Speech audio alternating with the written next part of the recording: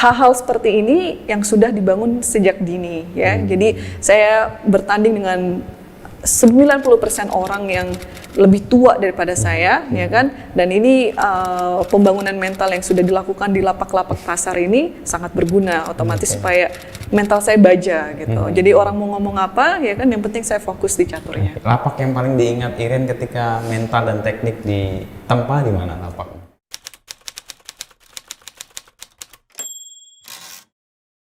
Dimana waktu itu saya udah dapat tawaran banyak untuk kuliah sih di luar. Jadi ngelihat pengalamannya begini. Jadi memang beda dengan persepsi yang ada di Indonesia kan, kita nggak jadi pelayan restoran atau apa kan kayaknya stigmanya seperti apa gitu. Tapi memang waktu saya ke sana ya banyak teman-teman yang ngelakuin itu karena memang untuk jajan dan untuk proses hidup juga ya kan, kita harus secara karakter itu kan juga membentuk ya. Betul. Jadi di sana saya nggak jadi pelayan restoran atau apa, tapi saya memberikan offer untuk les catur. Jadi di sana dari kemampuan Iren sendiri lalu dipakai untuk secara profesional memberikan kayak pelatihan atau kursus. Iya, jadi saya kasih kadang private, kadang group lessons gitu, dan di samping memang duitnya lumayan ya kan, tapi kan di situ juga kita memanage ekonomi sendiri ya kan, nggak melulu minta jajan dari Indonesia atau ini. Terus juga begitu duit yang ada dijadiin modal buat main turnamen. Nanti main turnamen kan dapat hadiah lagi kalau hasilnya bagus ya kan. Jadi perputaran seperti itu aja ya. Jadi pernah bokeh tapi pernah juga kaya gitu. Jadi mau bokeh ya mau bokeh atau mau kaya juga biasa aja gitu, karena udah nanti juga berputar lagi kok. Gitu. Tahun berapa Iren kuliah S2 persisnya? Saya kesana 2015 Agustus. Selesai itu 2016 Desember. Wow, cepet. 1 tahun 2 bulan 3 bulan ya. Cepet, tapi itu udah dilama-lamain. Karena dari Susan Polgara sendiri, dari Websternya sendiri, Iren, summer itu kamu ambil break ya, kamu jangan kuliah. Kenapa? Karena Desember itu saya ada kejuaraan mahasiswa yang kalau saya summernya itu saya kuliah, Oktober lulus dan saya nggak bisa bela universitas. Jadi itu udah dilama-lamain. Oh yaudah saya break deh. Summer jadi berapa tuh? 3 bulan saya nggak kuliah. Saya break. Desember lulus, ya kan? Mei 2017 baru wisuda. Tapi kan intinya udah lulus saja.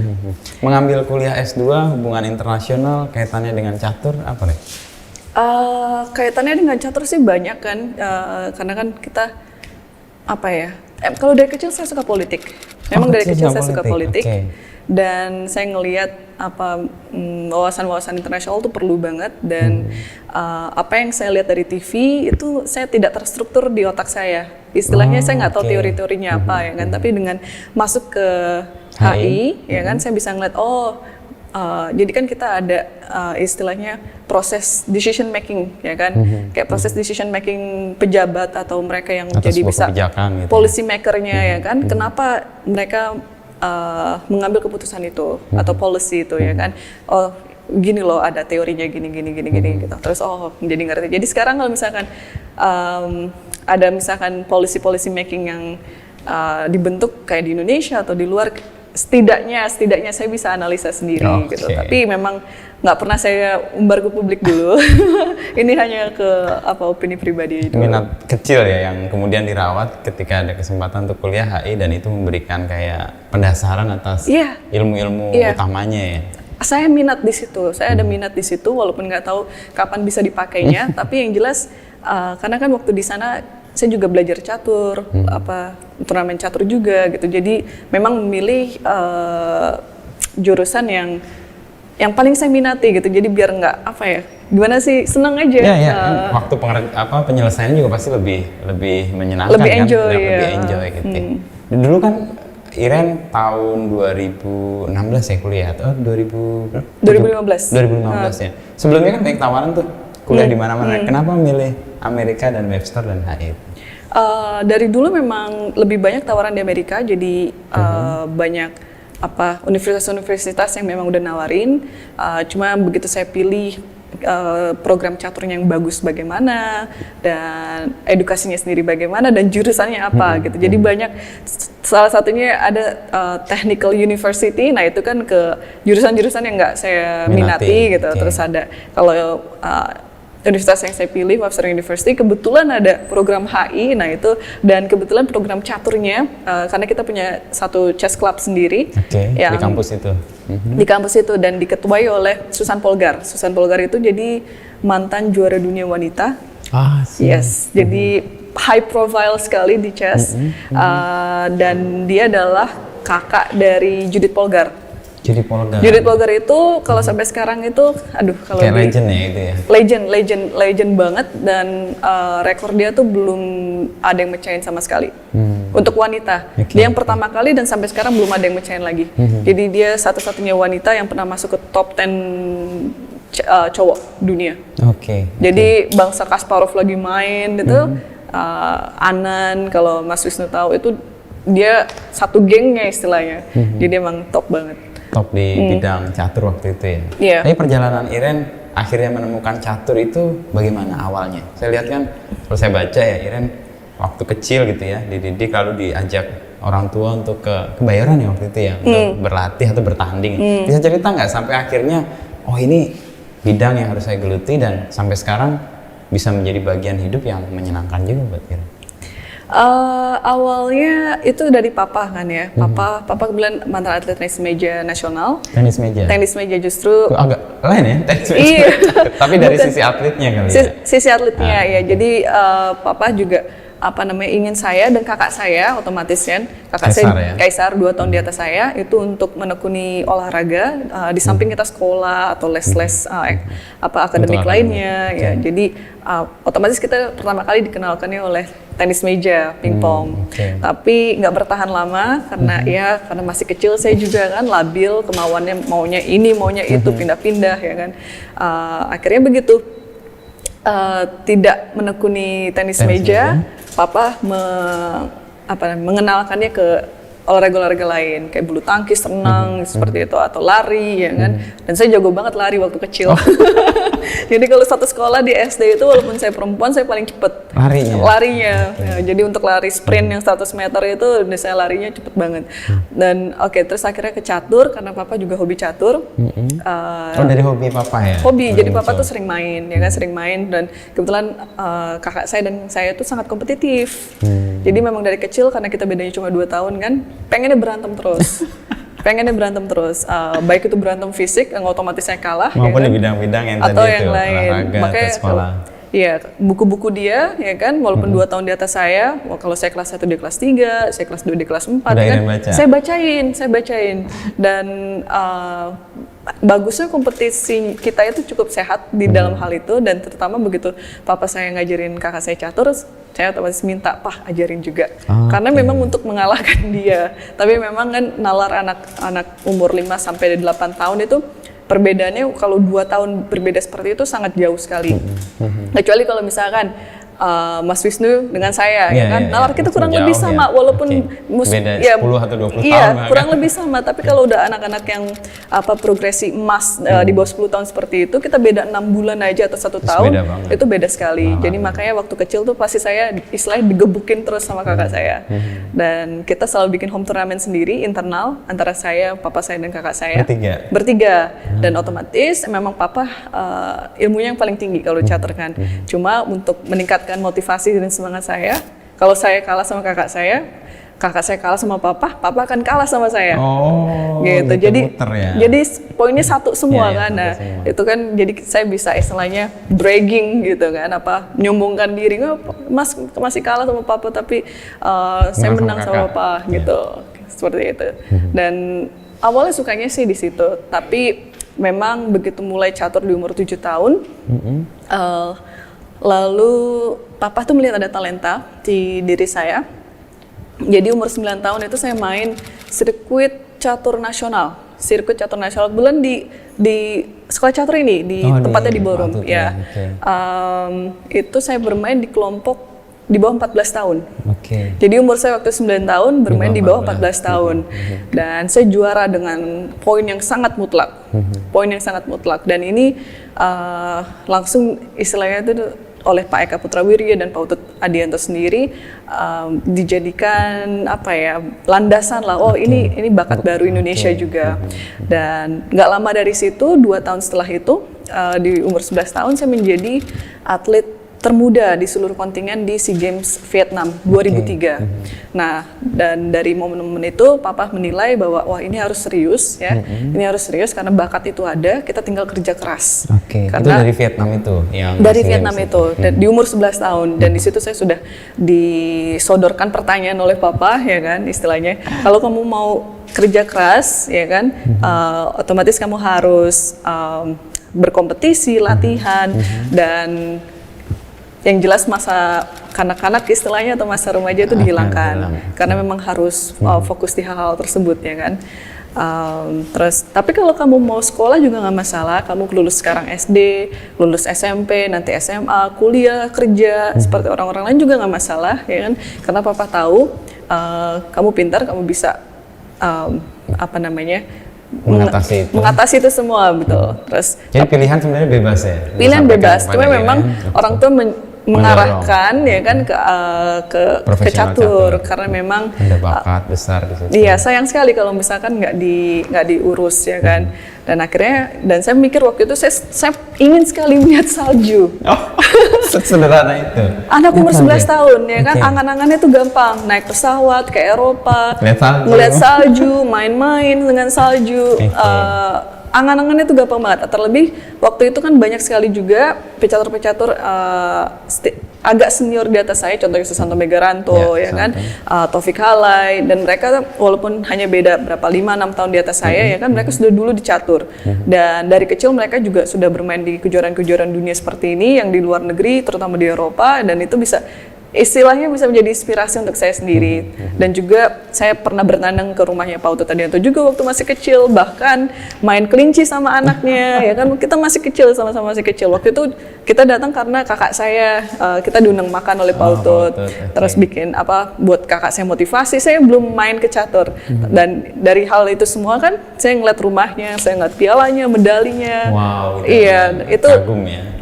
Saya rasa ya itu sosok inspirasi sekali ya kan. Jadi walaupun masih 11 tahun, saya dihadapkan ke hal-hal yang sangat positif akan hal itu, saya bisa membangun mimpi sendiri gitu. Jadi di umur 11 tahun itu oke, saya latihan, saya bertanding ya kan, saya ikuti apa yang harus saya lakukan, dan akhirnya memang di umur 16 tahun saya menjadi Grandmaster wanita pertama Indonesia. Tapi dalam perjalanan dari 11 ke 16 tahun itu banyak jatuh bangun dan banyak nggak enaknya ya. Contohnya yang tadi Iren sebut membangun mimpi itu ya. Betul. Jadi salah satu membangun mimpinya karena saya masih kecil, otomatis orang tua yang mengarahkan. Dan salah satunya adalah kelapak-kelapak di pasar. Iya. Di Kebayoran. Di Kebayoran Lama di daerah Jombang dekat mana Kuningan daerah situ, kita naik kereta lagi. Jadi begitu satu lapak itu sudah selesai ya kan, kita pindah ke lapak lain. Dan itu kan persiapan mental ya, terus persiapan dari rumah ya kan, persiapan mental, persiapan teknis dan lain sebagainya. Kita harus pakai anti nyamuk lah. Di pasar ya. Iya. Dan lawannya siapa itu? Nobodies atau nggak kenal juga? Nggak kenal juga. Tanding, ada di situ, Iren datang dan kemudian pindah. Iya, jadi Papa akan memberikan uang kepada yang bisa mengalahkan saya. Tapi kalau saya mengalahkan yang lain ya nggak masalah gitu. Mungkin ya sebagai terima kasih Papa kasih rokok atau apalah. Tapi intinya dari sisi teknis, saya memerlukan hal ini dan saya rasa ini satu sisi yang tidak dilakukan oleh generasi saya sekarang, ya karena banyak hal lah ya, mereka lebih terbiasa dengan hal yang lebih nyaman ya kan. Jadi Papa mempersiapkan saya akan hal ini, yaitu pertama mental. itu pasti. Karena ketemu orang yang mungkin lebih senior. Bukan hanya lebih senior, kondisinya di pasar, situasinya bising, nggak ideal ya. Liar, terus di sebelah, istilahnya di sebelah rel kereta. Kalau kereta datang itu bisingnya minta ampun, ya kan. Dan itu untuk menempa mental. Dan juga kan orang-orang pasar ini kan, istilahnya kalau ngomongnya asal aja, ngomongnya asal aja, ya kan. Kadang-kadang ini anak kecil, ya kan nggak masalah, iya disepelekan. Nah itu semuanya mental. Kalau sisi teknisnya caturnya sendiri juga butuh karena di catur Papa menyadari bahwa saya akan bermain dengan orang-orang yang teoritis karena lingkungan saya adalah lingkungan orang teoritis ya, mereka sama-sama belajar di catur secara teori, buku dan lain sebagainya, dan ini butuh referensi dari karakteristik orang-orang lapak yang jauh berbeda karena mereka pemain alam. Karena mereka pemain alam. Dan berarti keliarannya itu ya, non teoritik itu ya. Betul. Jadi biar saya terbiasa supaya saya cara bermain saya juga fleksibel, bagaimana menangani orang yang teoritis, bagaimana menangani orang yang non teoritis, ya kan. Nah jadi mental dan teknis. Iya, ini dua fondasi yang saya rasa nggak bisa tergantikan ya. Dan mungkin zamannya berubah, tapi intinya latihan-latihan seperti ini masih sangat diperlukan. Jadi bukan hanya kita supaya terbiasa oleh pujian, ya kan, tapi kita harus dibiasakan oleh kritikan, ya kan, dan omong-omongan kosong seperti ini, anak kecil disepelekan, ya kan, ini butuh sekali. Tapi ada momen pasti yang membuat Iren juga ngerasa momen disepelekan itu sesuatu yang mungkin juga memacu semangat ya. Oh iya, jelas. Karena apalagi junior ya, secara usia kan Iren masuk di usia yang sangat dini ya, pasti yang lain-lain lebih senior. Ada pengalaman yang membuat Iren merasa oke, saya disepelekan, tapi justru itu ajang pembuktian. Iya, jadi memang dari kecil saya diajarkan untuk tidak ngomong besar ya. Jadi walaupun disepelekan, ya kan, it's alright. Itu menjadi beban bagi orang yang menyepelekan. Jadi kalaupun istilahnya saya menyepelekan orang, jangan sampai diomongkan. Itu hanya di dalam hati. Contohnya seperti itu. Jadi justru saya mengambil sisi positif dari itu semua. Ini sebuah tantangan. Kamu boleh menyepelekan saya sekarang, tapi tunggu tanggal mainnya, istilahnya gitu. Jadi makanya di umur 11 itu saya bisa menjadi salah satu kontingen Indonesia di SEA Games. Itu bukan berdasarkan wild card atau apa, Mas. Itu berdasarkan 3 kali kualifikasi. Kualifikasi pertama saya lolos, kualifikasi kedua saya lolos, kualifikasi ketiga yang terakhir saya lolos lagi. Dan kalau SEA Games itu kan bukan kelompok umur. Bukan kelompok umur. Profesi. Jadi semua umur yang dari senior sampai junior itu main, tapi memang tergantung skill masing-masing kalau lolos atau tidaknya, ya kan. Nah, hal-hal seperti ini yang sudah dibangun sejak dini ya. Jadi saya bertanding dengan 90% orang yang lebih tua daripada saya, ya kan. Dan ini pembangunan mental yang sudah dilakukan di lapak-lapak pasar ini sangat berguna otomatis supaya mental saya baja gitu. Jadi orang mau ngomong apa, ya kan, yang penting saya fokus di caturnya. Lapak yang paling diingat Iren ketika mental dan teknik ditempa di mana lapaknya? Kebayoran Lama. Pasar atau di Pasar Kebayoran Lama. Itu kan ada rel kereta juga, ya kan. Nah, itu ada Pasar Kebayoran Lama. Waktu itu nama lapaknya Pak Yan. Dia itu warung rokok juga, dan banyak sekali yang bertandang ke situ. Terus dan dari situ rumah saya dulu ada di Kebayoran Lama juga, ya, di arteri Pondok Indah. Kurang lebih dari lapak tersebut tuh mungkin sekitar 3 kilo. Jadi kalau saya dan kakak saya bermainnya jelek, kalau kalah menang itu udah dipastikan kita kalah. Ya kan, karena kita kan cari ilmu, bukan cari apa-apa. Memang kita sengaja ke lapak-lapak yang kita tahu bahwa ilmu kita tuh di bawah, tapi dengan hal itu kita bisa belajar. Tapi kan bisa dilihat jenis kekalahannya seperti apa. Dianalisis ya. Iya, namanya anak kecil, ya kan. Kadang-kadang kalahnya tuh kita juga, saya dan kakak saya bikin excuse lah, alasan, ini berisik atau apa loh. Ini Papa kan karakteristiknya sangat kuat, ya kan. Jadi kalau kalahnya enggak, ya kan, uang yang ada di kantong kamu keluarin semua. Kasihkan. Bukan, kasih ke Papa, alas kaki lepas, jalan pulang. Yes. Jadi bentuk juga ya. Bentuk, tapi Papa memang dari jauh mengontrol, ya kan. Ini anaknya udah sampai mana. Tapi kan dalam benak kita, wah papa kejam sekali. Kita pulang, kita pulang jalan kaki, uang itu diambil karena siapa tahu kita naik angkot, kan? Kita kan anak kecil kan juga nyuri-nyuri kan, atau naik apalah gitu kan. Jadi saya dan kakak saya berdua jalan gitu kan sampai rumah supaya kita tahu kesalahannya. Oke, next time kita nggak boleh begitu lagi. Gitu. Tadi kan Iren menyebut membangun mimpi dan mimpinya kan terwujud tuh, jadi Women Grandmaster ya akhirnya. Ada yang akan dicapai lagi nggak setelah itu? Jelas. Mimpi saya constantly changing ya. Saya rasa demikian juga dengan nalar saya, ya kan. Jadi anak-anak, iya remaja, betul. dewasa. Gitu, motivasi saya juga pasti terus-terusan berubah, ya kan. Dan perubahannya ini memang sesuai dengan situasi dan kondisi yang ada.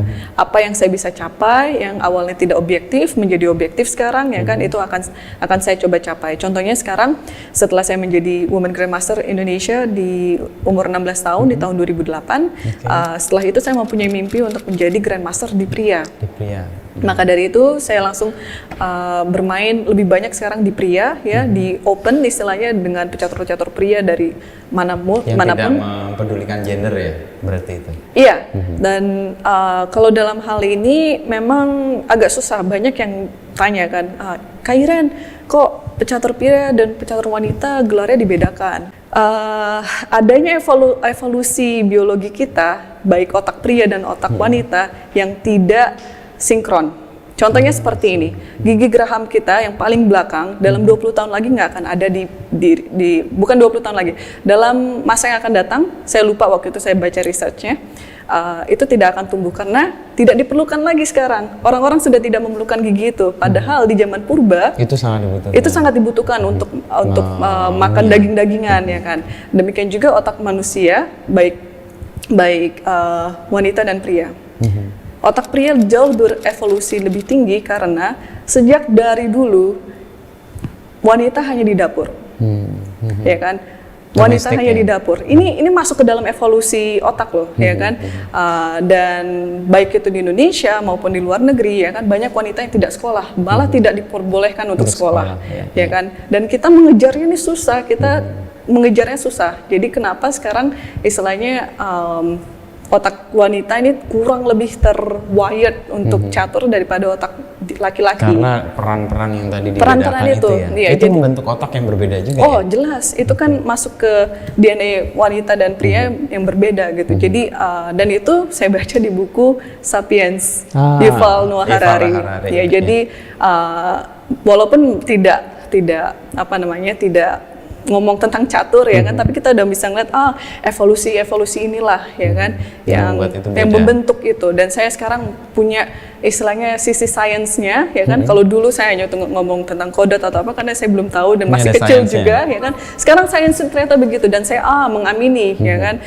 Berapa abad wanita tidak masuk ke dalam dunia pendidikan dan ini sangat membentuk, waktu yang sangat penting sekali sebenarnya. Dan kalau sekarang kita sedikit demi sedikit catch up, tapi akan masih susah sekali untuk benar-benar catch up dengan evolusi otak pria gitu. Jadi tapi mudah-mudahan masih bisa diimbangi terus-menerus ya kan, karena dengan kemajuan teknologi dan lain sebagainya ini bisa menjadi bantuan yang sangat penting sekali untuk wanita bisa mengimbangi pria dalam olahraga catur.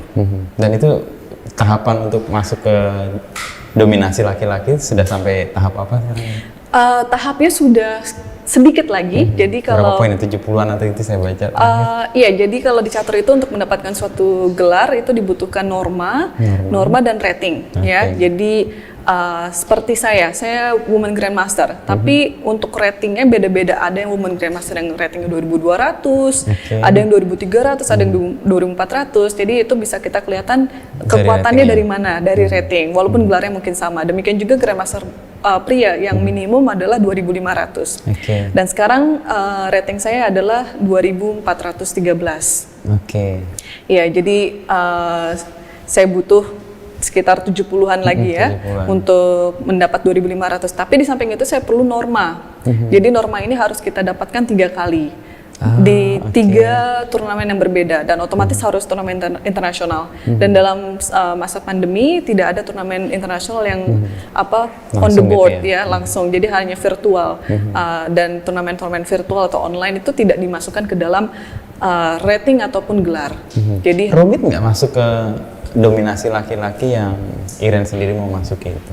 Kalau masalah rumitnya sih sama saja, ya kan? Norma dan intinya sama? Iya, semuanya sama aja. Requirement-nya norma dan rating lagi, tapi memang mengimbangi cara mereka berpikir itu yang juga susah, ya. Karena saya melihat memang dari sisi feminisme, bahwa untuk berpikir di dalam catur itu rata-rata wanita lebih menonjolkan sisi feeling dibandingkan dengan logika. Walaupun saya tahu hal ini, ya kan, dan harus saya hindari, tetapi ya kan, itu udah bawaannya seperti itu, bawaannya seperti itu. Dan tapi kalau misalkan kita sudah terbiasa untuk menghindari hal seperti itu, akan lebih baik lagi. Ya? Tapi tetap saja jadi gini, kalau main catur, ya kan, kita melakukan langkah tertentu yang harusnya nggak boleh melangkah itu karena ada langkah ini, dan kalkulasinya panjang sekali, ada ya kan? Konsekuensinya. Dan kalau ada sisi kewanitaannya, ya kan, saya nggak mau ngelangkah ke situ karena, takut ada ininya, ya kan, takut ada ini, semuanya tuh berdasarkan feeling gitu, bukan logika atau objektivitas. Jadi hal-hal inilah yang saya coba handle di diri saya sendiri, karena semakin saya bisa berpikir secara logika, akan semakin baik gitu. Berarti belajar catur jadi saya kepikirin belajar soal otak manusia juga sebenarnya. Betul. Ini neuroscience segala. Sains ini sangat catur ini sangat kompleks dari semua sains. Dari sisi psikologis, ya kan.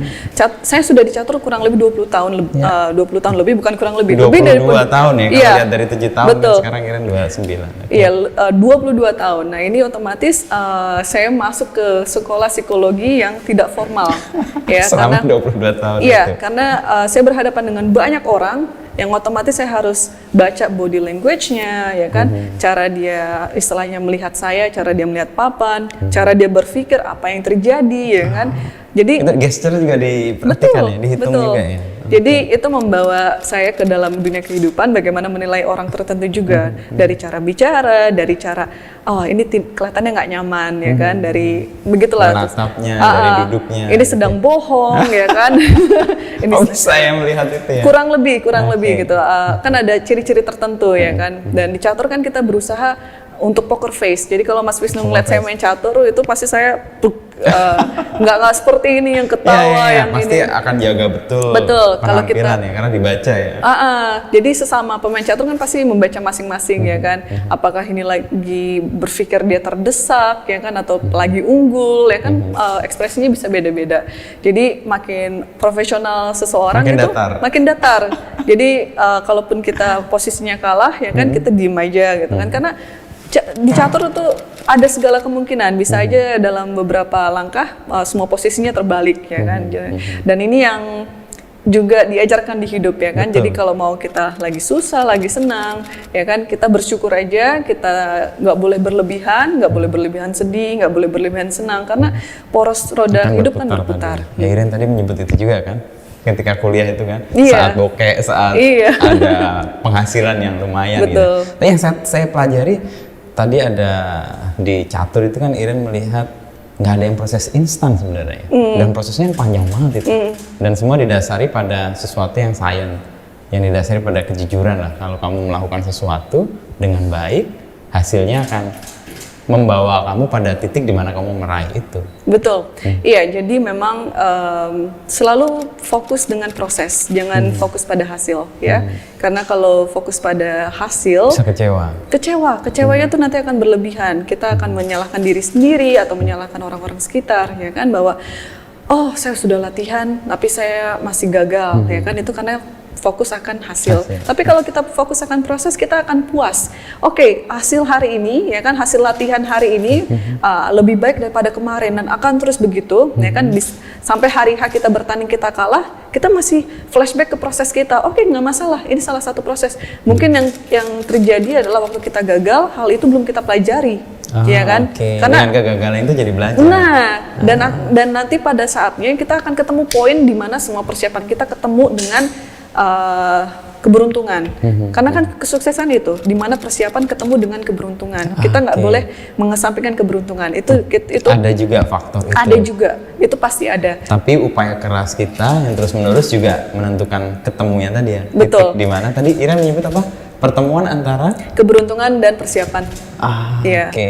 Jadi memang yang saya sering kasih, misalkan saya kasih kunci klinik ke teman-teman junior yang masih kecil, mungkin kalau bahasa-bahasa ini agak terlalu sulit bagi mereka, saya bilang begini ya teman-teman, adik-adik junior, jadi intinya gini, kalau kalian latihan, belum tentu kalian juara.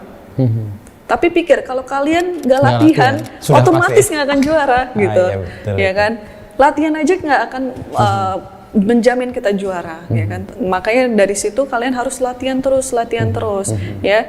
Kalau misalkan ada keluh kesah atau apa, ya kan ada papa mama, ada guru-guru, tanya ke saya atau gimana gitu. Dan inilah saya lihat kan cara memotivasi dari anak-anak ataupun yang dewasa itu kan beda.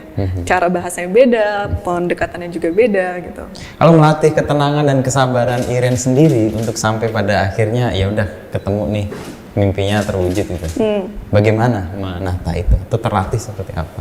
Ini memang terlatih sendiri dan dari kecil memang saya sudah mempunyai istilahnya tipe-tipe sendiri ya. Jadi contohnya mungkin Mas Wisnu juga belum tahu, di umur 13 saya sudah rampung semua wayang. Oh, wayang. Wayang. Dari kecil saya sudah baca dan kebetulan ada salah satu eyang saya yang dalang. Tapi eyang dalang. Eyang dalang di Jogja. Jogja. Jadi saya masuk ke perpustakaannya. Dan beliau juga mengajar antropologi juga, jadi di mana di Jogja. Di Jogja, oke. Jadi saya dan dari kecil saya senang sekali baca buku. Jadi semua buku itu saya baca, terutama tentang filosofi, Wali Songo pun saya baca, semuanya biografi yang seperti itu. Wayang pun dari yang sebelum Ramayana itu ada zamannya Arjuna Sasrabahu, terus baru Ramayana, Mahabharata yang terakhir ya kan, sampai Parikesit, terus usia 13 kan, itu udah selesai semua. Dan ada nanti Bhagavad Gitanya ya kan, dan perbedaan antara wayang Jawa dan wayang India ya kan. Dan itu semua udah saya istilahnya udah saya rampungkan ya, karena dari kecil memang saya suka wayang, dan ini yang selalu digambarkan oleh papa juga ya kan, walaupun papa nggak baca, papa cuma waktu kecil tuh nonton pegelaran wayang, nonton terus diceritain ke kita, dan sampai akhirnya saya coba baca sendiri supaya tahu saya suka hal-hal yang terstruktur.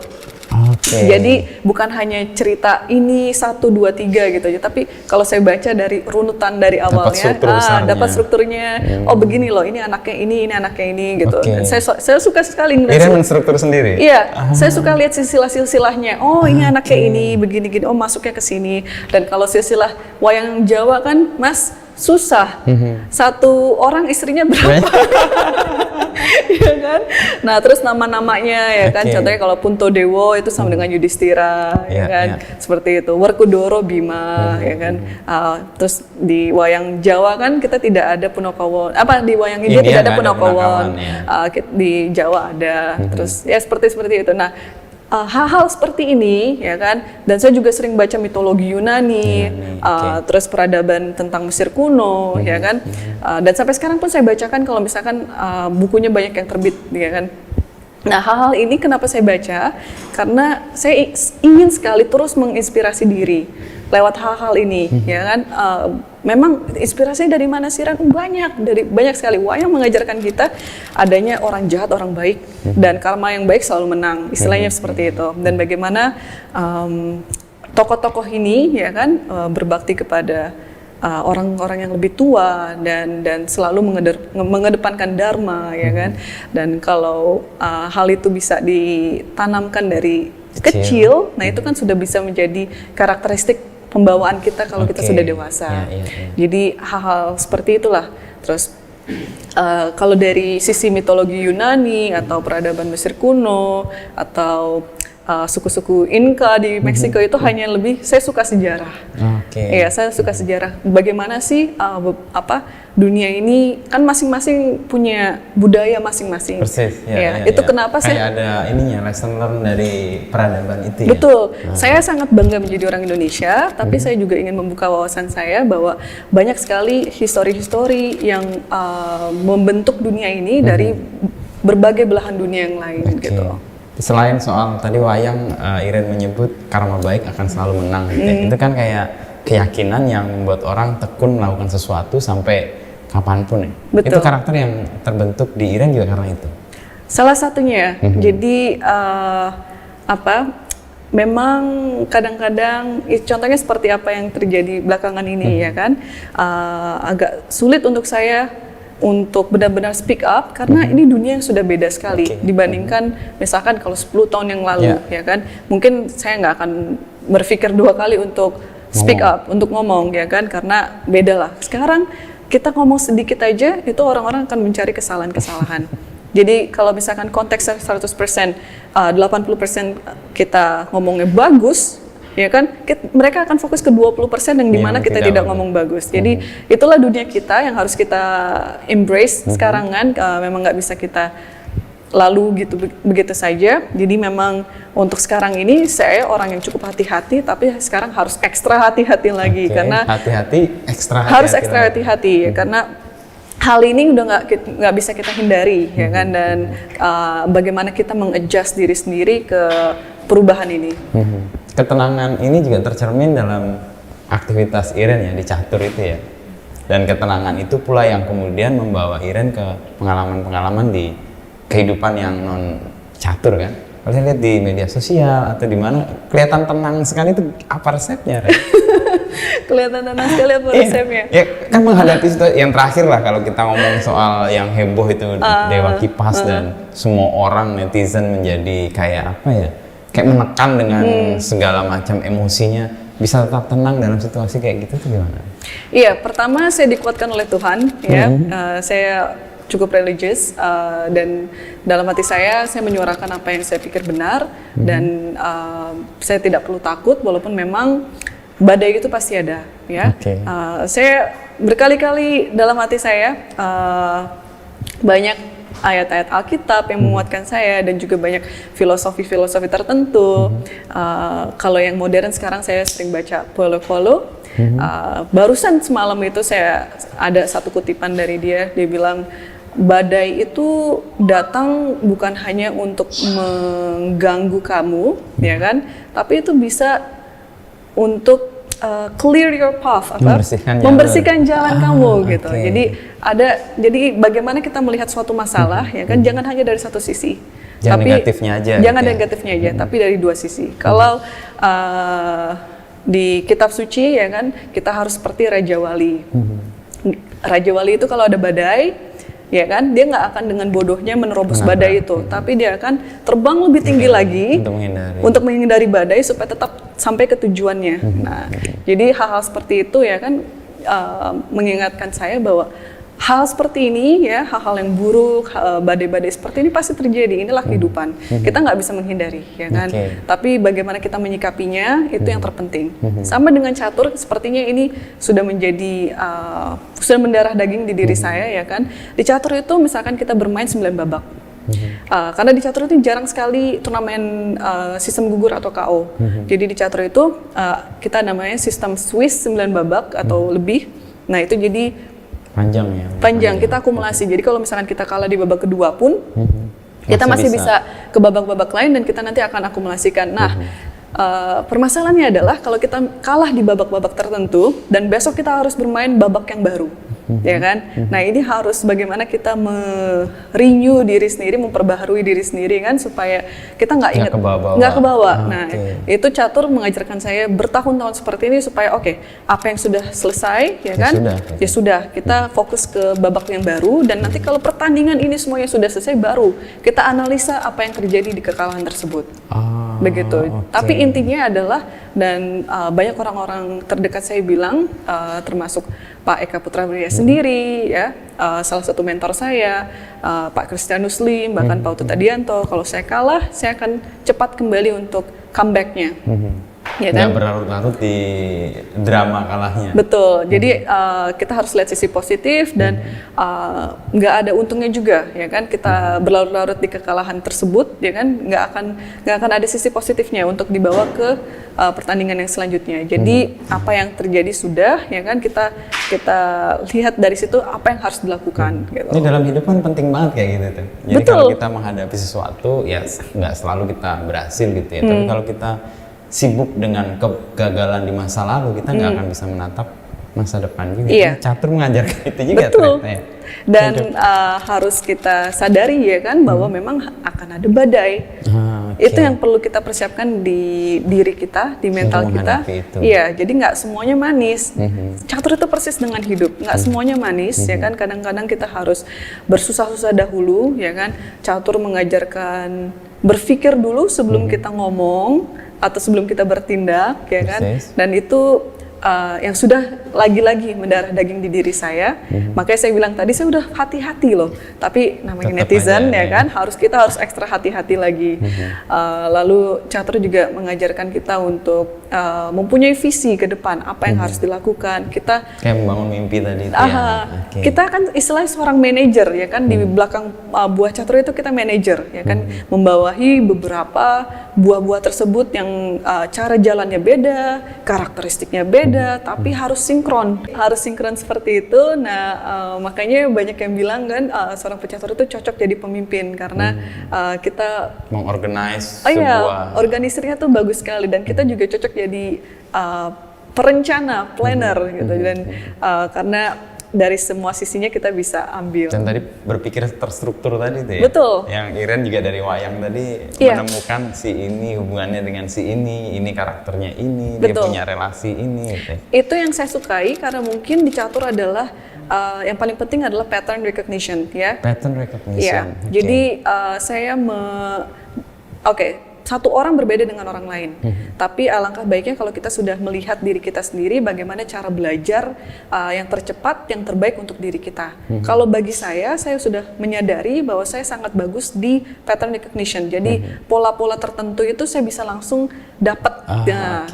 Jadi ada orang yang lebih bagus di teori, ya kan? Begitu dikasih teori dalam seminar-seminar, ya kan? Mereka caranya begini. Tapi kalau saya ini nggak akan berbuah bagus untuk saya. Yang saya perlukan adalah saya langsung terjun, ya kan, langsung nyobain. Dari situ saya akan belajar caranya bagaimana. Teori itu perlu, malah teori itu biasanya datangnya tuh setelah saya coba praktek. Ya. Menguatkan lagi dan tahu teorinya. Iya, betul. Jadi saya harus terjun dulu. Nah, catur itu sangat mengajarkan itu tadi, pattern recognition. Jadi dalam sepersekian detik kita bisa tahu langkah apa yang diambil, ya kan? Karena kita sudah mengetahui polanya. Jadi contohnya kalau catur itu adalah seperti ini. Saya mengajarkan Mas Wisnu penambahan. 1 tambah 1 2. 2 tambah 2 4, ya kan? Tapi kalau Mas Wisnu hanya menghafal, ya kan, begitu saya kasih pertanyaan 10 tambah 10, Mas Wisnu nggak akan tahu. Nah, pattern recognition adalah seperti ini, ya kan? Kita mengetahui bagaimana menambah satu angka dengan angka lain. Jadi mau ditambah angka apapun nggak akan masalah. Karena dia udah tahu patternnya. Betul, dan di catur juga waktu kita latihan, apa yang kita latih itu kemungkinan besar tidak akan terjadi di pertandingan. Tapi patternnya itu, polanya yang kita ambil, ya kan? Dan ini sering terjadi di pertandingan-pertandingan. Maka dari itu kita harus identifikasi pola tersebut. Jadi contohnya kalau misalkan ada masalah hidup pun atau ada masalah tertentu, politik, ya kan? Nah, saya coba cari polanya nih seperti apa. Ini seperti ini. Makanya catur itu gampang sekali bagi saya untuk membuat perumpamaan, ya kan? Tergantung contoh kasusnya apa, saya akan kasih perumpamaan karena semuanya ada di otak saya. Ini adalah pola-pola tertentu gitu. Dan pertandingan sering ketemu pattern-pattern yang sama. Otomatis. Dan itu lebih mudah untuk menghandle-nya ya. Iya, dan itu memang cara belajar dari dulu.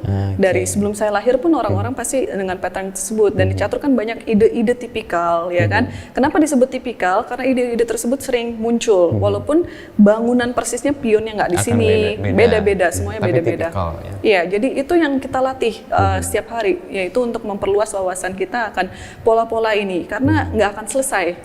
Tapi memang semakin banyak pola-pola yang kita pelajari, ya kan, akan semakin luas, skill kita juga akan makin nambah. Setiap pertandingan belajar itu dulu ya, mempelajari setidaknya dari lawan atau record dia terkait dengan pattern yang dia pakai itu. Betul. Dilakukan oleh Iren. Iya, jadi catur itu memang cukup kompleks sebenarnya. Cuma untuk menyederhanakannya, ya sebelum bertanding saya akan cek database lawan saya, ya kan, opening apa atau pembukaan apa yang dipakai, karakter apa yang dia punya. Lalu saya akan introspeksi ke diri saya sendiri, ya kan. Pernah menghadapi kayak itu Jadi misalkan saya punya saya punya 3 senjata ya. Saya punya 3 senjata. Lawan juga punya 3 senjata. Dan apa yang senjata yang dominan, ya kan? Di mana kelemahan dia, di mana kekuatan dia, otomatis saya akan masuk ke kelemahan dia. Walaupun ini bukan kekuatan saya, ya kan? Dan ya itu ada battle psychology battle-nya di luar papan catur. Dan begitu saya bertanding dengan lawan saya, otomatis kita melakukan persiapan yang ada. Kadang berhasil, kadang tidak berhasil karena lawan juga menyiapkan juga, ya kan? Kadang kita malah main di hutan, intinya. Yang tidak terduga sama sekali. Iya, tidak terduga sama sekali dia, dan lebih sering sih main di hutan. Karena patternnya beda? Karena selain patternnya beda, semakin profesional kita, semakin mengerti apa yang harus dihindari, ya kan? Apa yang harus dituju, ya kan? Tapi ilmu baru itu jadinya kan? Iya, ilmu baru, dan setelah itu ya makanya bermain di hutan ini yang sama sekali kita nggak tahu, ya kan?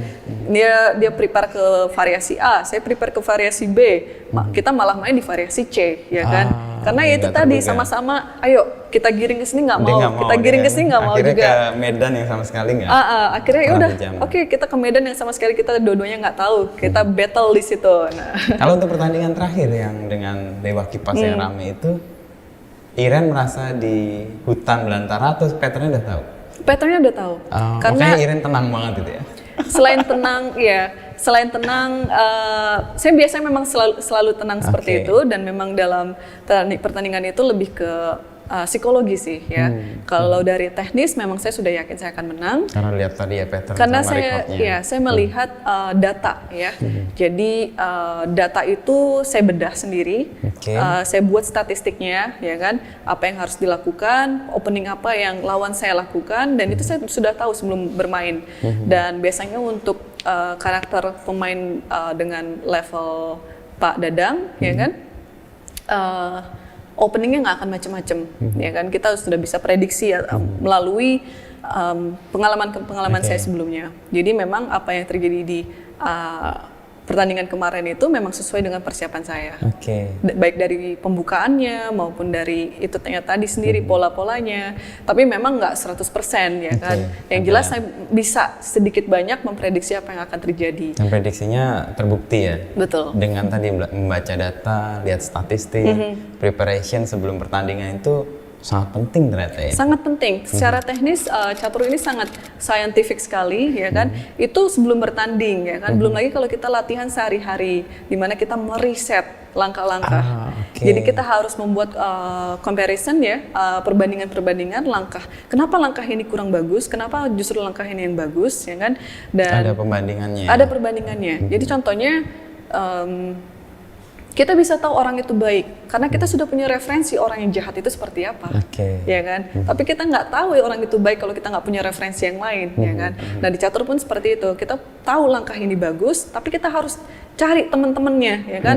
Kenapa langkah ini bagus, ya kan? Kita cari lagi. Jadi di catur itu penuh dengan riset tiap harinya, dan sering sekali terjadi novelty, kita sebutnya langkah yang baru ya. Iya, langkah yang baru itu novelty, dan catur juga seperti fashion, kita trennya tuh banyak ya.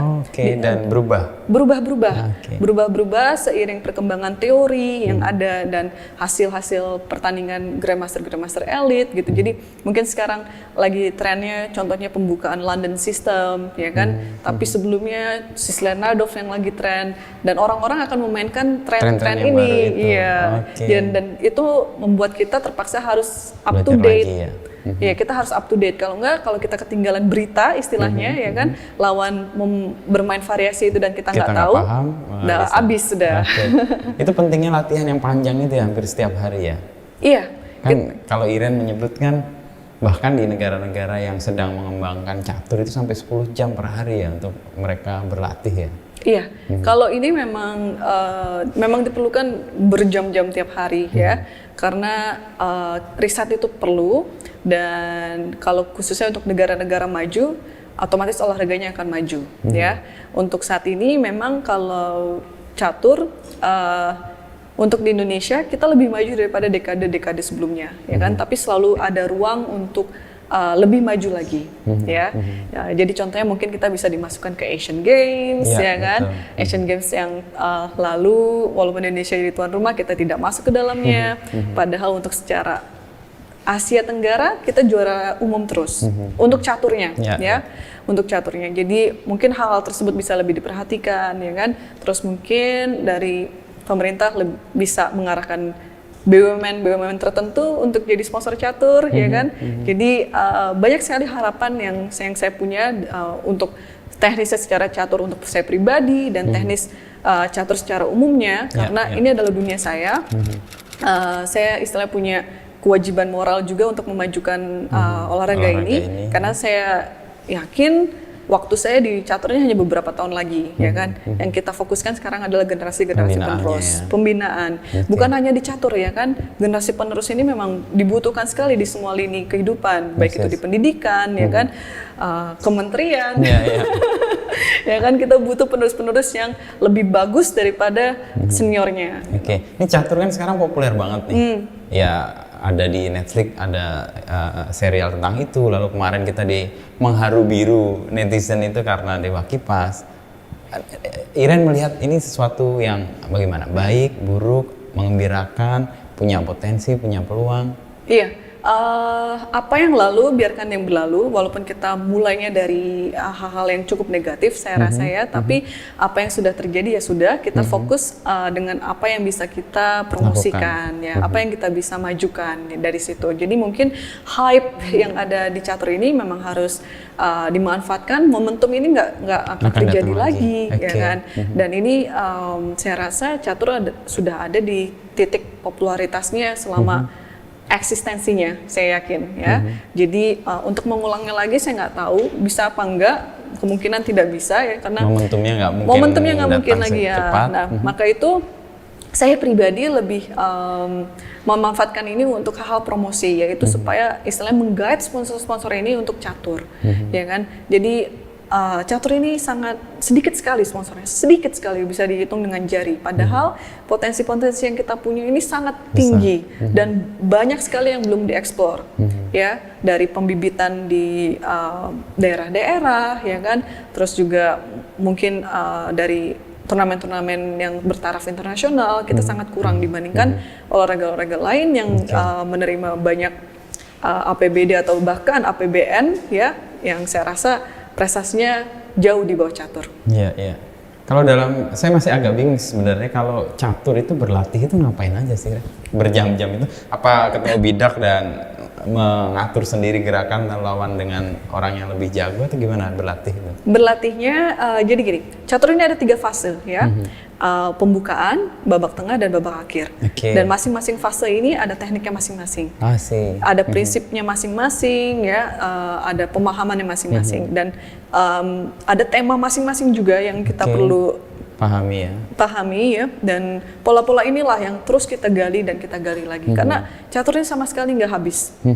Ya, jadi mungkin seperti matematika lah, kita ada ilmu Pitagorasnya, aljabarnya, catur pun juga begitu, cuma dengan nama lain, dengan pola-pola yang lain, gitu. Jadi susah sekali. Ini susah banget. Jadi makanya saya 22 tahun pun di catur nggak selesai-selesai. Iya, ya, karena kayak nggak habis-habis gitu, ya. Memang nggak habis-habis, dan kemungkinannya ini bermiliar-miliar mungkin, ya.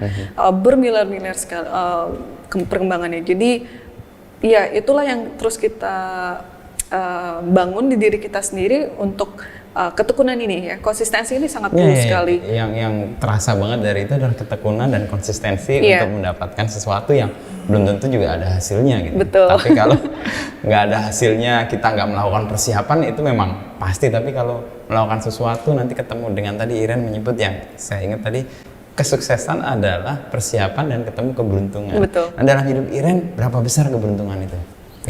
Keberuntungan mungkin sekitar 30%. 30% ada. Tapi memang itu, ya, semuanya persiapan, dan dalam tanda kutip, ya, persiapan ini termasuk mentalitas, terus juga kerja keras, ya kan, dan pengalaman-pengalaman akan sebelumnya. Dan gini loh, keberuntungan itu datang kalau misalkan kita sudah bekerja keras. Semakin tinggi keberuntungan yang kita dapat, berarti semakin tinggi kerja keras kita, atau sebaliknya, sama. Jadi dari kecil orang tua saya selalu bilang ya kan, memang semuanya itu perlu keberuntungan ya, perlu ada sisi non teknisnya ya kan. Karena banyak hal di luar kendali Betul, kita kan. faktor-faktor yang nggak bisa kita kendalikan. Tapi semua ini bisa terjadi kalau misalkan kita sudah kerja keras, kita sudah jemput bola gitu. Jangan kita diam-diam di rumah ya kan, ya otomatis rezeki nggak datang ya kan. Kita jemput bola dulu ya kan, misalkan taruh lamaran kerja di sini, saya di sini. Bola nggak datang, ada soal gitu. Nggak ada soal, tapi mungkin seminggu kemudian ditelepon ya kan, itu kan ada istilah, ada pekerja, ya ada kerja keras dan ada keberuntungan. Kalau dalam kasus yang kemarin bikin hype, yang momentum yang mungkin nggak akan terulang lagi demikian banyak, apa yang berubah dari Iren dan dari Catur? Kalau dari saya pribadi hampir tidak ada ya, kecuali kalau memang banyaknya media-media yang ingin meliput ya kan, dan ini saya jadikan satu momen yang memang bermanfaat sekali untuk pembangunan citra Catur. Karena berkali-kali saya sampaikan ya, eksistensi saya di Catur ini bukan hanya tentang pemain caturnya sendiri, tapi saya selalu ingin mengangkat 3 hal, yaitu feminisme, edukasi, dan finansial. Yang selama ini hampir disepelekan di Catur ya. Dari feminisme kita bisa lihat ya dominasi kan, laki-laki, dominasi laki-laki, dan saya menjadi salah satu pemain terkuat Indonesia di tengah laki-laki ini, dan bisa menjadi grandmaster, dan ini yang mau saya angkat terus ke perempuan-perempuan Indonesia, bahwa kita bisa, kalau kita mau kita bisa, tapi memang jalannya itu tidak mudah, dan ini jalan ini ya hampir di semua hal juga tidak akan mudah ya kan. Kita harus ada kerja keras, harus ada ketekunan di situ. Nggak ada yang instan lah ya. Nggak ada yang instan, pantang menyerah dan lain sebagainya. Tapi kita pasti bisa. Lalu yang kedua, Catur ini sangat erat dengan edukasi ya, dimana ini edukasi dan finansial ini rata-rata kaitannya itu hand to hand lah ya kan, sangat erat sekali. Jadi Catur ini stigmanya adalah permainan warung kopi ya kan, pengangguran ya kan, judi ya kan, pas satpam biasa di hansip, kamling gitu ya. Nah, dan Mas Wisnu sendiri kan juga tadi tanya apa sih latihannya, kayak apa sih, padahal kan kita sangat scientific sekali. Saya baru sadar bahwa itu terkait dengan kemampuan otak kita juga semuanya ya. Jadi sangat ilmiah, dan ini orang-orang yang tidak tahu, dan saya ingin memperlihatkan ya kan, yang tadi saya bilang saya tidak mau membesar, tapi saya ingin membuktikan ya kan, bahwa seorang pecatur nomor 1 Indonesia perempuan ini juga mempunyai edukasi yang bagus ya kan. Buktinya adalah saya beasiswa S2 di Amerika ya, dan ini saya lakukan bukan di usia-usia istilahnya saya udah pensiun, malah tapi saya saat jaya-jayanya. Iya, saya lakukan ini di usia produktif. Dan untuk masalah finansial, banyak yang pikir ya kan bahwa Catur tidak ada uangnya. Itulah salah satu topik utama yang saya coba tebas kemarin itu ya kan. Karena saya pikir begini, kalau hal itu terus mencuat dan terus dipakai media, dibawa-bawa, bagaimana dengan pecatur-pecatur junior yang awalnya sangat inspiratif, inspirasi dengan catur, dan mereka bertanding, berlatih ya kan, dan setelah mendapatkan hal tersebut dari orang tua, udah jangan catur lagi, catur nggak ada uang, nggak ada masa depan, nggak ada ini, nggak ada itu. Ini mau dibuktikan oleh Iren bahwa itu tidak betul. Itu tidak betul, bahwa catur ya kan, kalau bisa menjadi profesional seperti saya dibiayai negara tiap bulan ya kan. Saya diundang di turnamen-turnamen, saya sudah mendapatkan appearance fee atau uang tampil dulu. Itu di luar uang hadiah ya kan. Kalau menang, saya sudah bertanding ke 60 negara lebih. Wow. Yang tadinya cuma pengen lihat salju, sekarang jadi betul, jadi keterusan kan. Nah, ini sebagai pembuktian. Saya tidak mau, oh catur tuh bagus kok gini-gini. Oke, kalian bisa lihat bukti di diri saya sendiri ya. Tapi dengan prasyarat yang tadi itu ya, banyak ketekunan, betul. kegigihan, memang tidak mudah, tapi buahnya akan manis kalau kita bisa terus-menerus seperti itu ya kan. Terus konsisten, terus tekun ya kan, kerja keras, yang penting kerja keras, karena talenta tanpa kerja keras itu hasilnya 0. Talenta itu hanya mendukung sekitar 10%. Walaupun memang bagus sekali kalau kita punya talenta, tapi kalau yang punya talenta itu malas, justru yang tidak punya talenta itu rajin, yang akan sukses yang rajin itu yang kerja keras ya. 3 itu ya, feminisme, edukasi, sama finansial, dan itu bukan sesuatu, kalau bahasa Jawa itu mendobos, itu ini ada buktinya gitu. Buktinya Betul. adalah Iren di situ mendobrak dominasi laki-laki, bisa berpendidikan baik dan bahkan ditahan-tahan nggak segera lulus supaya bisa ikut turnamen kan tadi kan sampai Desember. Dan ketiga, finansial cukup memberikan paling tidak bayangan orang bisa mendapatkan penghasilan yang hidup layak dengan profesi ini ya. Ini adalah aspirasi saya waktu saya umur 16 tahun, tapi karena memang saya masih terlalu muda dan banyak sekali yang belum saya capai pada saat itu ya kan, saya belum bisa terlalu membuktikannya. Tapi lambat laun dari tahun ke tahun satu persatu saya coba buktikan dan saya menjadi istilahnya bukti hidup akan apa yang saya omongkan tadi. Yang tiga hal tadi ya. Tadi Iren menyebut, saya agak kaget sih, waktu saya di catur kan udah gak akan lama. Ini saya terbesit, emang punya rencana apa selain catur Iren? Untuk secara garis prestasi ya kan, walaupun catur ini termasuk yang lebih panjang daripada olahraga lain ya. Fisik kan pasti 3-5 tahun nggak terlalu fit, udah nggak bisa tanding lagi kan? Justru di usia-usia saya sebenarnya sih masih cukup produktif ya kan, tapi mengingat saya seorang perempuan ya kan, dan saya punya mimpi-mimpi lain juga yang mau saya wujudkan ya kan, saya nggak tahu kapan saya akan berhenti di catur ya kan, tapi saya mempersiapkan diri saya di berbagai hal. Jadi dari sisi edukasi, dari sisi koneksi ya kan, dan dari caturnya sendiri pun sampai sekarang pun saya masih menjadi andalan Indonesia untuk tim nasional ya kan. Jadi semua hal itu masih saya coba jalankan bersama karena saya merasa masih mampu. Tapi itu tadi ada persiapan yang lain juga.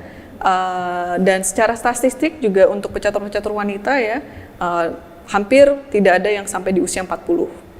Ya, jadi makanya based on statistik juga ya. Bahkan lihat karir orang pun di catur dilihat dari usia ya.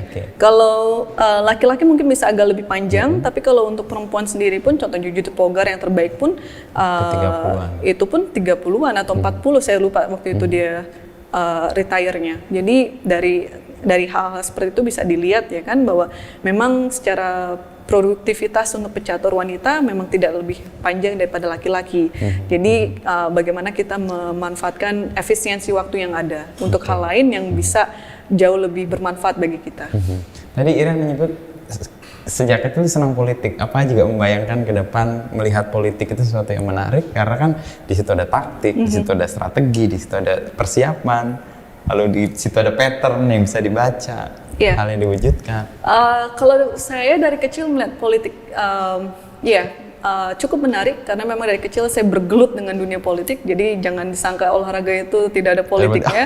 Jadi dari politik ada politik dari yang kelas 3 itu ada politik semua. Jadi bukan kita berbicara tentang presiden dan menterinya. Yang politik kan? Sekedar elektoral sebenarnya. Betul. Ini ilmu ya kan. Deal bagaimana lebih ke ilmu.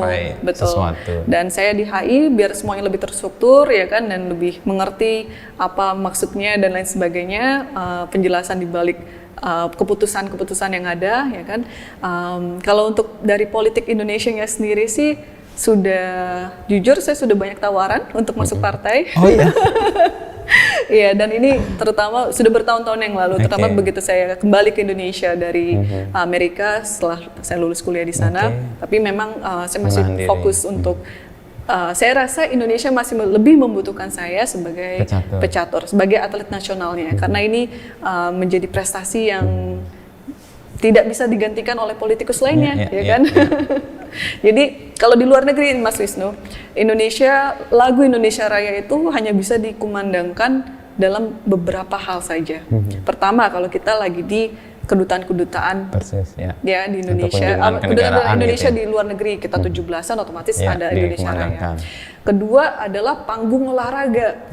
Ketika atletnya menang, dapat medali emas. Nah, ini suasana haru birunya. Saya juga dalam posisi seperti itu juga kecintaannya saya juga itu menetaskan air mata juga kan, haru gitu. Dan yang ketiga ya, kita banyak sekali prestasi-prestasi di akademik ya, seperti olimpiade matematik atau sains atau yang lain, dan seni. Tapi dari ketiga hal itu politik kan tidak ada. Nah, ini saya masih mempunyai banyak kerinduan untuk tetap mengumandangkan lagu Indonesia Raya di kancah internasional ya, di bidang saya sendiri.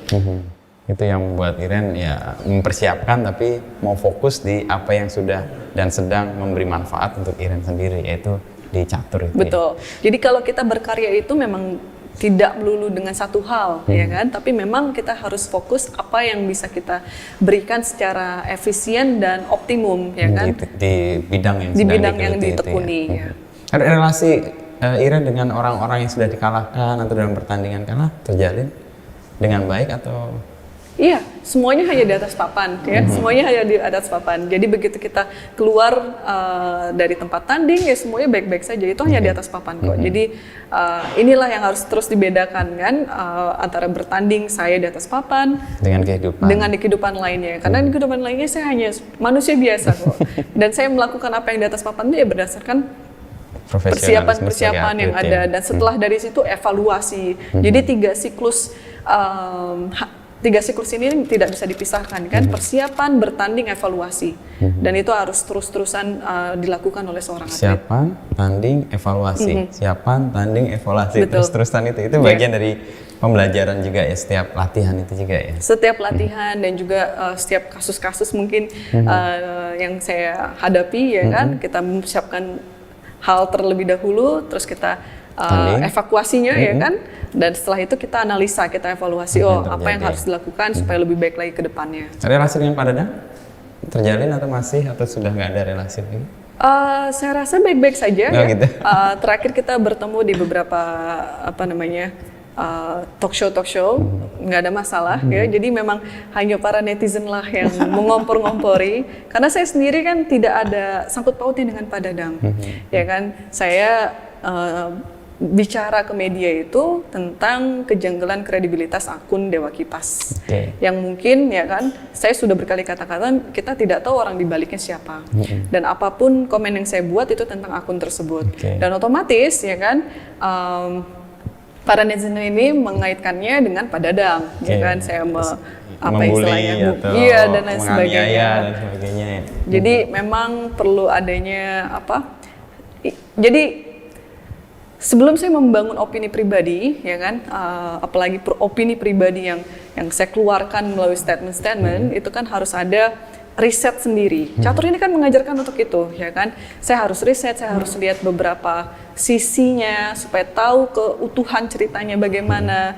Dan di catur sendiri pun drama-drama itu ada dan banyak yang minta ke saya. Contohnya dalam hal ini pun, ya kan, netizen begitu awal-awal isu ini muncul, Kak Iren, tanggapannya bagaimana sebagai seorang expert, bla bla bla bla bla bla. Terus saya saya tahan dulu, saya nggak mau ngomong. Begitu seminggu kemudian kita punya ahli IT ya yang merepresentasikan data-data dan lain sebagainya. Begitu saya lihat, saya bedah sendiri. Saya sudah tahu apa opening yang saya perlu buat. Dan setelah itu saya langsung speak up, dan di masa 1 minggu itu saya dibully habis-habisan. Tapi pelajaran apa yang bisa dapat dari pembulian yang kemudian akhirnya terbukti yang lain gitu ya? Dari awal sebenarnya saya merasa aman ya. Saya merasa aman karena saya berpikir bahwa kebenaran melindungi saya, ya. Jadi ini hanya masalah waktu, kapan itu akan terungkap. Tapi memang dalam proses menunggu semuanya terungkap itulah proses-proses di mana saya sebagai manusia diuji, ya, supaya saya tidak gegabah, supaya saya tetap tenang, tidak sombong, karena mudah sekali untuk terprovokasi, ya kan, terpancing untuk mengeluarkan statement-statement yang tidak perlu, ya kan. Jadi puji Tuhan itu sudah dilalui dan saya bisa menghadapinya dengan tenang sampai ke hari pertandingannya pun sendiri saya cukup tenang pada saat bertanding, pada saat memberikan statement juga, karena memang tidak bisa dihindari lagi para netizen Indonesia dan lainnya kan melihat bagaimana kita menghandle kasus-kasus tersebut, ya kan, kata-kata apa yang keluar dari mulut kita. Bahkan kalaupun kita nggak ngomong pun, ngelihat dari mimik aja, ya kan, bisa diterjemahkan. Nah itu benar-benar harus ekstra hati-hati pada hari itu. Makanya di hari bertanding itu saya lebih memfokuskan diri ke psikologi saya, di mana saya perlu mental yang benar-benar tenang, ya, tidak terprovokasi atau ada tekanan-tekanan publik lainnya yang bisa mengganggu, mempengaruhi jalannya pertandingan bagi diri saya sendiri. Nah, sikap atau karakter itu kan sebenarnya sangat dibutuhkan ya, terutama sekarang kan kita bisa berekspresi apapun di media sosial ya. Kita ngobrol terakhir di Kompas TV itu kan, Iren menyebut ya butuh kematangan sih, butuh kemampuan untuk mencerna sebuah peristiwa atau sebuah fenomena sebelum kita berkomentar, karena apapun yang keluar dari komentar kita itu bisa berdampak macam-macam, dan catur ternyata mengajarkan itu ya. Iya, catur mengajarkan itu secara ketenangan bersikap, terukur, punya kemampuan melakukan sesuatu atas basis data dan statistik gitu ya. Iya, secara tidak langsung catur mengajarkan hal itu ya. Jadi mungkin edukasi yang saya dapat dari catur ini mungkin seperti edukasi anak kecil dengan orang tua. Sebagai anak kecil ya, begitu kita tumbuh dewasa kita nggak ngerti kenapa kita mempunyai karakter seperti ini, ya kan? Tapi itu tumbuh karena bersamaan waktu dari tahun ke tahun, bulan ke bulan, hari ke hari bersama orang tua di doktrin seperti ini, ya kan, diedukasi seperti ini, dan nanti begitu kita tumbuh, oh kita menjadi seperti ini, ya kan? Itu bukan proses yang oke, kamu dikasih tahu harus A, jadi akan jadi A, nggak mungkin, itu prosesnya panjang. Ya. Jadi puji Tuhan, saya rasa saya memilih bidang yang tepat dengan karakter saya pribadi juga, ya kan, dan ini bisa membawa dampak yang sangat positif di kehidupan saya sendiri. Saya belajar banyak sih dari tadi saya pikir ngomongin soal catur, tapi soal hidup sekarang banyak kan yang Iren tadi sebut ya, bahwa proses itu memang harus kita tekuni. Dan belum tentu apa yang kita lakukan hari ini berbuah besok, kan proses yang panjang. Lalu yang tadi nyebut Paulo Coelho ya soal badai, kapan aja akan terjadi, tapi badai nggak hanya memporak-porandakan hidupmu, tapi jangan-jangan itu membuat jalanmu lebih bersih. Begitu badai clear, kan langit terang, ya kan? Begitu badai langit terang, tapi sebelum badai ya kan itu kan langit gelap dan lain sebagainya. Dan beliau juga bilang ya kan tentang badai itu sendiri bahwa the quicker the storm, the faster it will pass, ya kan? Jadi ya semakin besar badai yang kita hadapi, itu akan lebih cepat kelarnya dibandingkan kalau misalkan hujan yang lebat turunnya kan lama gitu kan, atau hujan yang rintik-rintik itu kan agak lama, tapi kan cuma rintik-rintik. Tapi kalau sekaligus dihantam badai, selesainya cepat. Jadi itu yang saya pikir terjadi waktu pertarungan dengan Dewa Kipas. Karena badainya besar. Iya, itu kan cukup badai yang besar yang tidak pernah saya sangka-sangka sebelumnya dan tidak pernah saya alami, karena ini jalurnya artis bukan atlet, ya kan? Sensasi-sensasi yang seperti ini yang entertaining banget kan? Entertaining tapi banget. Tapi atlet nggak di situ sebenarnya. Nggak, makanya kalau misalkan karena saya atlet, saya cukup stres. Cukup stres. Kenapa ini kok bisa seperti ini? Kalau mungkin artis malah enjoy, ya kan, nunggu-nunggu supaya ini. Saya stres, saya cukup stres. Keluarga saya tahu, kakak saya tahu, adik saya tahu, orang tua saya juga tahu, ya kan. Tapi ya itu tadi.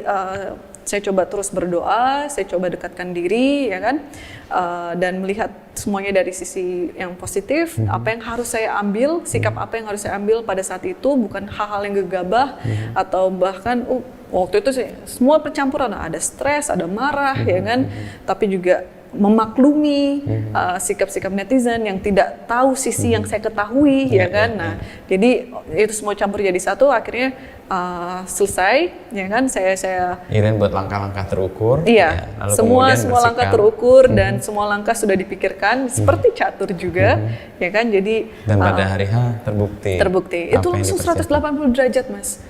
Perbedaannya. Di hari itu, di hari Senin pagi-pagi menuju siang sebelum itu masih bully-bulian tuh, kacau balau.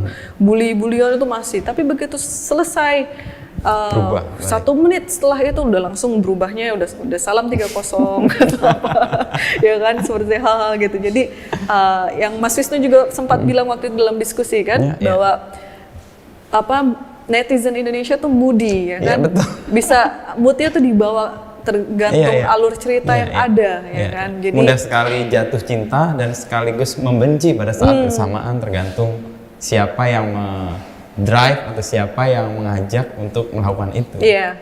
Jadi pada hari itu saya yakin bahwa semuanya akan berbalik, ya. Dan saya menguatkan orang-orang terdekat saya yang awalnya takut dan lain sebagainya. Udah tenang aja. Ini kalau selesai, ya kan, semuanya akan berbalik, akan kembali normal. Justru istilahnya saya akan naik kelas. Karena saya sudah melewati ujian seperti ini. Saya akan naik kelas, baik itu dari karakter saya pribadi, Ya kan, saya sudah diuji, ya kan, sudah dihantam seperti ini, dan saya bisa lulus istilahnya, ya kan, baik itu secara pribadi maupun dari publiknya sendiri, ya kan. Dan ini hanyalah salah satu dampak, ya, bisa dibilang dampak positif, ya, dan sedang saya kelola, sedang saya manfaatkan untuk kebaikan caturnya sendiri.